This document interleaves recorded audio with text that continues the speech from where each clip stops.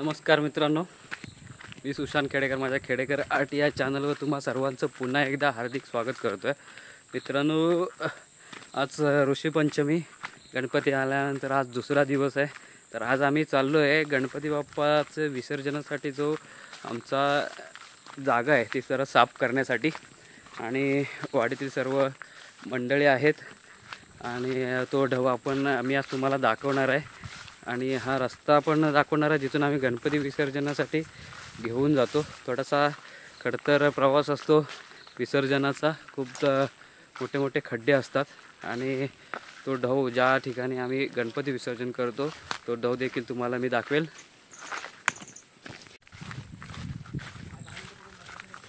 इथे हातगाडी उभ्या असतात आणि इथून सुरुवात होते गणपती विसर्जनाच्या प्रवासाची.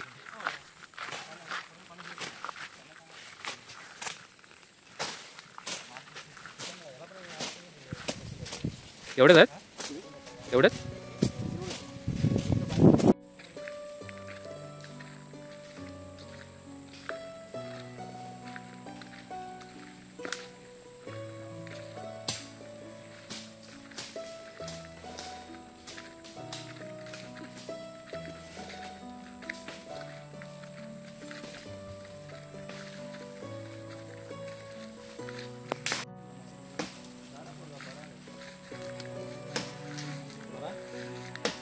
पण मेला म्हणत ना.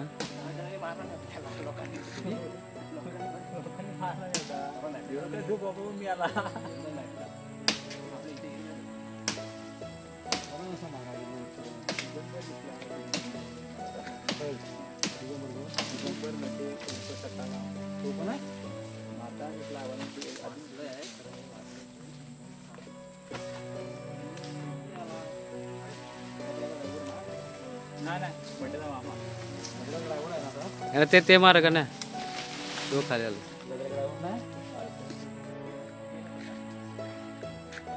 एवढं नाही झालं, फक्त खैराटी मारलं.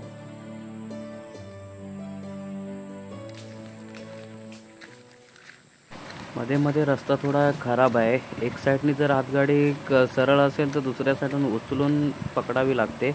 जर उतार आहे त्या साईडला जर हातगाडी उचलून आम्हाला पुढे घेऊन जावं लागतं.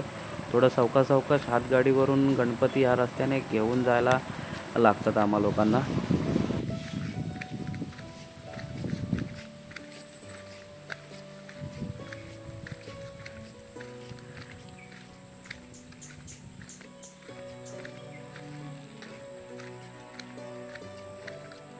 थोडं पाऊस नाही पडला तर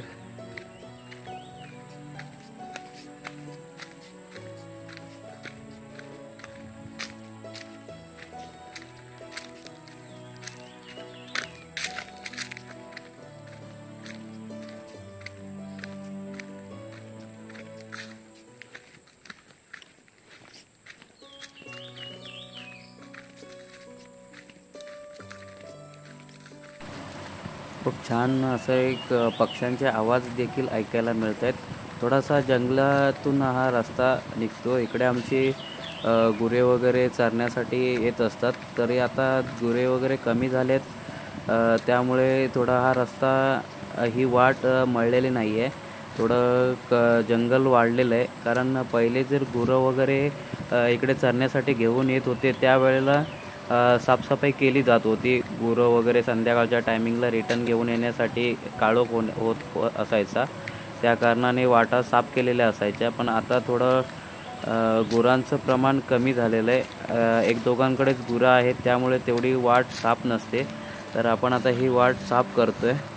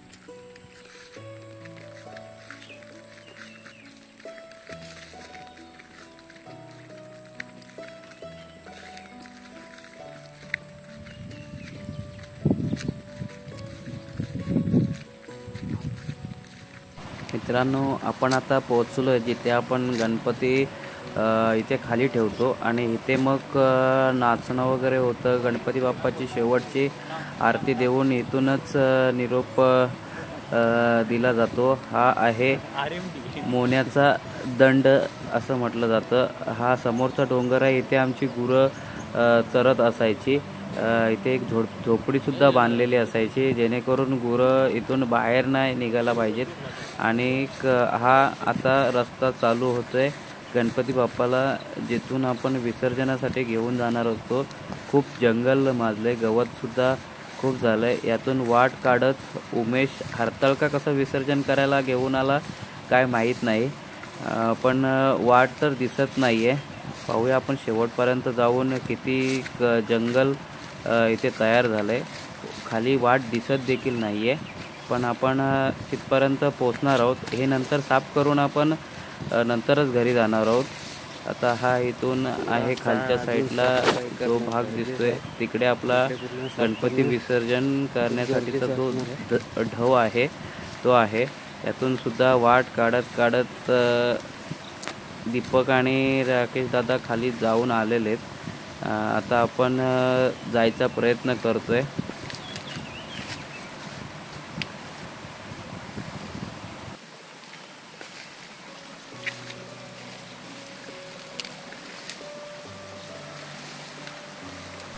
पाणी तर खूप दिसतंय. उमेशने इथे हरताळका देखील विसर्जन केलेले आहेत आणि हा आहे आमचा गणपती बाप्पा विसर्जनाचा ढव. हा पूर्वी एकदम छोटा होता आणि नंतर आम्ही थोडं खर्च करून त्या JCBच्या साहाय्याने आम्ही हा ढव मोठा केला. आता आमच्या मोठे मोठे गणपती विसर्जन होतात, म्हणजे 3, 3.5, 4 फुटापर्यंत गणपती व्यवस्थित विसर्जन केले जातात. थोडंसं पाणी उंच आहे, आमच्या इकडे जास्त कोणाला पोहायला येत नाही, पण नगरपंचायतचे आम्ही सेफ्टी किट घेऊन आलो आहे, रिंग घेऊन आलो आहे आणि त्याद्वारे आम्ही नक्कीच प्रयत्न व्यवस्थित करतो, कोणाला कोणतीही इजा न होता.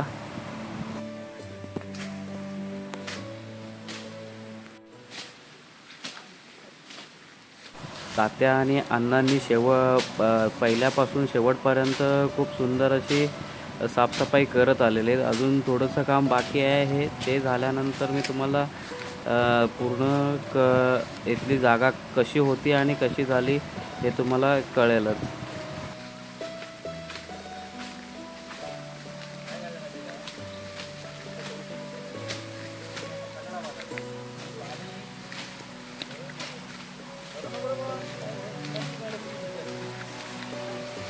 गणेशची जर साफसफाई चालू आहे. दीपक आणि राकेश दादा यांची गणपती विसर्जनाची प्लॅनिंग चालू आहे.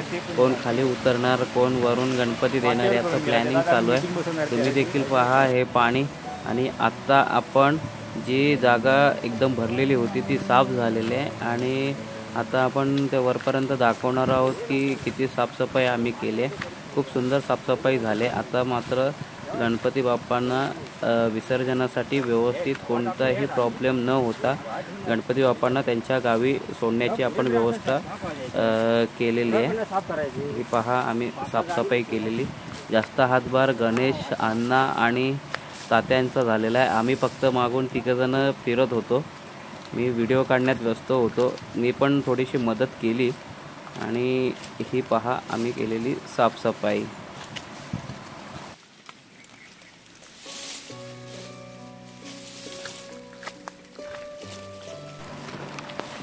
आणि मित्रांनो, हा आहे आमचा गणपती बाप्पा विसर्जनाचा ढव.